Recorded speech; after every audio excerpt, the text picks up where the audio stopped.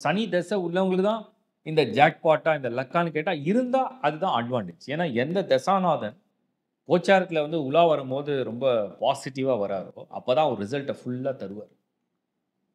So தசாநாதன் வந்து உங்களுக்கு வந்து வலிமையா பர்த் சார்ட்லயும் இருக்கணும். அவர் கோச்சாரத்தில வந்து உலா வரும்போது சரியான டிகிரில பொசிஷன் எடுக்கும். அப்பதான் அவரோட பார்வை எல்லாமே சுபத்தன்மை அடையும். நினைச்சதெல்லாம் நடக்க வைக்கிறது. மற்ற திசைகள் நடக்கும்போது சப் கால்குலேஷன்ல புக்தியில சனி இருக்கா?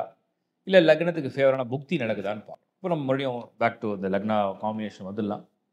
ஸோ ரிஷப ராசியில பிறந்தாலும், மேஷ லக்னமா இருந்தால், மீன லக்னமாக இருந்தால், சிம்மம் அப்படிங்கிற லக்னமாக இருந்தால், பெரிய அளவுல பலன்களை எதிர்பார்க்க முடியாது.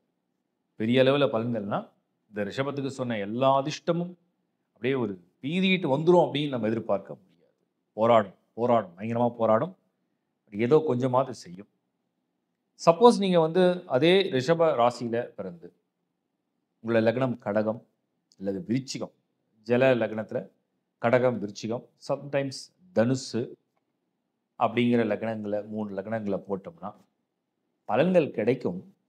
ரொம்ப கால தாமதப்படுத்தி, கொஞ்சம் இழுபறியா நடந்து, பல விதத்தில அது வந்து மனதில வந்து ஆசையும் குடுத்து, அதுக்குண்டான போராட்டத்தையும் குடுத்து, அதுக்குண்டான முயற்சிய நீங்க எவ்வளோ தூரம் சின்சியரா எடுக்க போறீங்க, கைவிடாத அந்த முயற்சி எப்படி எடுக்கிறீங்கன்னுலாம் பார்த்து தான் அந்த பலன்கள குடுக்குமே தவிர, அது அப்படியே ஒரு ஜஸ்ட் லைக் தட் அப்படியே கோ வித் த ஃப்ளோ அப்படிங்கிற மாரி, அப்படியே போக போக பலன வாரி வாரிலாம் வழங்காது. ஸோ இது ஒரு கிளாரிட்டிக்காக தான் நான் சொல்றேன். ஃபர்ஸ்ட்டு உங்களுக்கு எந்த வயசுலேருந்து தசை நடக்கும்னு சொல்லிட்டேன். அடுத்தது பர்த் சார்ட்ல சனி எங்க இருக்குன்ற ஒரு கிளாரிட்டியும் நான் உங்களுக்கு பார்க்க சொல்லியிருக்கேன் செல்ஃபா. வீடியோ எண்ட்ல அதையும் நான் குடுத்துருக்கேன். அத நீங்க புரிஞ்சுப்பீங்க. ரொம்ப ஒரு எக்ஸ்ப்ளனேஷனோட குடுத்துருக்கேன். அப்படி வந்து நான் வந்து சொல்றது என்னன்னா, இப்போ உங்களுக்கு இந்த ரிஷப ராசிய சேர்ந்தவங்களாக இருந்து, மற்ற திசைகளும், மற்ற லக்னங்களும் சேரும்பொழுது, அதோடைய பலன் அக்யூரேட்டா உங்களுக்கு வந்து மேட்ச் ஆகல. அக்யூரேட்டா உங்ககிட்ட வந்து அது பொருந்தலன்னு நான் சொல்ல வரேன். ஸோ இந்த மாரி நபர்கள், அந்த மாரி ஒரு ஸ்டார்ஸ சேர்ந்தவங்க, ஒருவேளை ஏதாவது ப்ரொஃபஷனல் ரிஸ்க் எடுக்க போறீங்க, இன்வெஸ்ட்மென்ட்லயோ, இல்ல பிசினஸ்லயோனா கொஞ்சம் எக்ஸ்ட்ரா ஒரு வாட்டி 2 முறை திங்க் பண்ணலாம். மற்றவர்கள் நான் சொன்ன மாரி ரிஷப ராசி, ரிஷப லக்னம், பர்த் சார்ட்ல சனி சூப்பரா இருக்கு. சுக்கிரன் ஃபர்ஸ்ட் கிளாஸா இருக்காரு. புதன் நல்லா அருமையா இருக்காரு.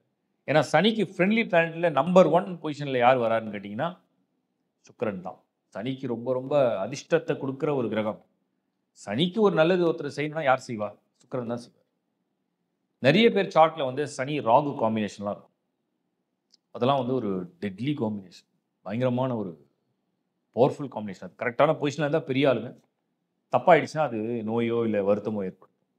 அதே மாரி சனி பேசிக்கா வந்து துலாம்லயோ, இல்ல விருச்சிகத்திலயோ இருந்ததுன்னா, அவர்களுக்கு திருமணம் சம்பந்தப்பட்ட வாழ்க்கை அப்படிங்கிறது கொஞ்சம் பாதிப்புகளை ஏற்படுத்தும். ஸோ இதெல்லாம் பொறுத்து நீங்க வந்து சரியான ஒரு புரிதலோட ஒரு முயற்சி எடுங்க. என்னுடைய மனமார்ந்த வாழ்த்துக்கள்.